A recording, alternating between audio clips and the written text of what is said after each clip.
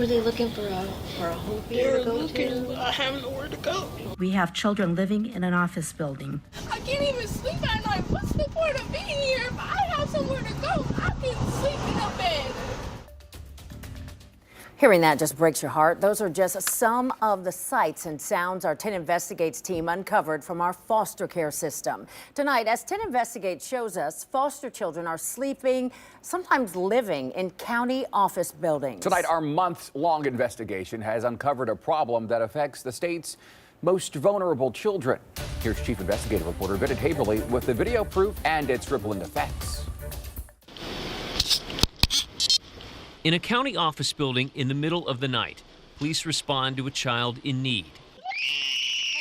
A teenage girl in crisis who has threatened staff and been taken to the ground.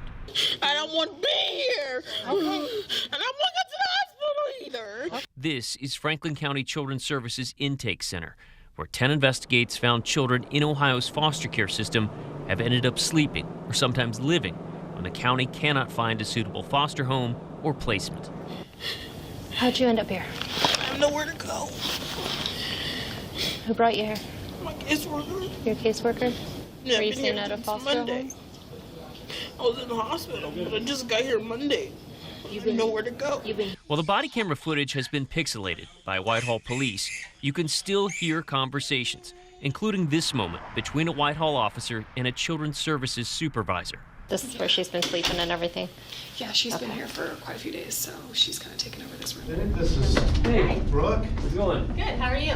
Brooke Cano is the Whitehall officer who responded to that call last July and managed to calm the girl down.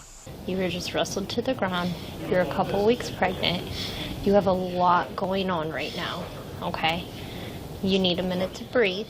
Cano told us she has a passion for these calls, often playing the teens' favorite music while transporting them to the children's hospital for further evaluation.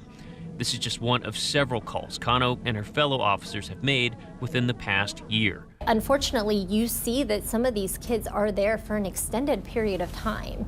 4 months later, on Thanksgiving weekend, the same teenage girl is referenced in this police report, noting she'd run away from the building. 11 days later, on December 7th, our camera captured video of a girl matching her exact description, standing outside FCCS, wrapped in a blanket. Again, it goes back to placement. You know, sometimes they don't have the placement, or the foster homes don't have extra space, or there's not enough foster parents to go around, and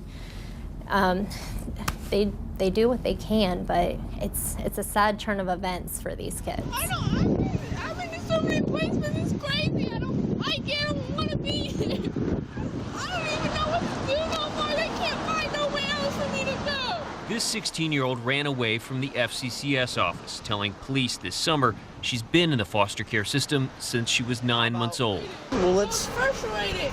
Okay. I have to sit here and spend the night on this couch that it's hard and it hurts my back.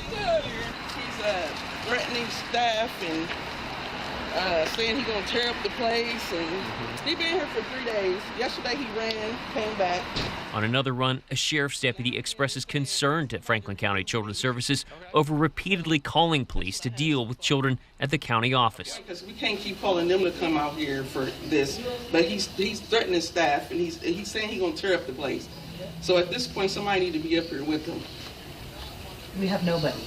Yeah, I but can't say that enough. I can't keep doing it. The repeated calls have led to increased frustrations. It is a countywide problem between Children's Services and the juvenile correction system, where they do not want to do their jobs and keep kids where they need to be kept. Yeah, we can deal with them. No, there are sworn deputies working inside here who let these children walk out and then call us to come catch them and bring them back. And guess what? We can catch them and bring them back. Over the past 16 months, 115 children spent the night in the offices of Franklin County Children's Services. The county says that number may include kids who were counted more than once, especially if they left for a placement but were then sent back. The state could only provide an estimate that last year, roughly 400 children across the state spent at least one night in a county office. In Cuyahoga County, workers there complained to county officials during a meeting last July. We've had it up to here.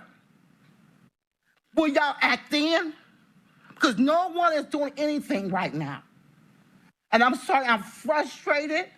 I am angry. The problem is that these kids that come in, they go out of the building, they come in as they want. So they go here, they steal food at Dave's, come back. They go out, they prostitute, they come back. They come back and they take this new one that came in and take her out to prostitute or to get raped. That's not what we're supposed to do. We removed kids from people's homes because you're not protecting them. But that's what they're doing there, and nobody is protecting them. FCCS and the state agency that oversees them, ODJFS, both declined multiple interview requests from 10 Investigates. I don't want to be here. We took our findings to Kim Eckhart with the Children's Defense Fund Ohio, a nonprofit that advocates for children and their safety. There's a pattern. And that there's a problem with placement. Yeah, absolutely. Yeah, I think that, you know, we don't want this to be happening, and so we don't necessarily want to invest our energy in addressing it because we would rather it not be happening. But the solution is not to ignore it. Eckhart says there should be additional funding and dedicated staff assigned to deal with foster children who are in between placements. It is untenable that the default sanctioned solution that we have all somewhat kind of agreed upon is that just staying in offices is okay. It's not okay. It's not okay. And we can do something about this. And Bennett is joining us live now from Franklin County Children's Services. And Bennett, what are the calls for change this evening? Yolanda, as you heard, the advocates right now, they want a couple of things. They want the state to require the counties to keep a more accurate count of how often this happens, how often children end up spending the night in the offices. We've also taken our findings to a state lawmaker. Here's her reaction to some of what we found. Obviously, that's a devastating number. No child should have to spend the night in an office building. And I think really what this highlights is that statewide, we are experiencing a huge shortage of foster caregivers. And that was Representative Susan Manchester. What she said is the same thing that the state, the same thing that FCCS told us, which is that there is a need for additional foster parents in the state of Ohio. But the advocates have said that's not enough, that this issue needs attention right now and that could involve additional funding. They're calling it a crisis. Reporting live in Whitehall tonight, Bennett Haberly, 10 Investigates.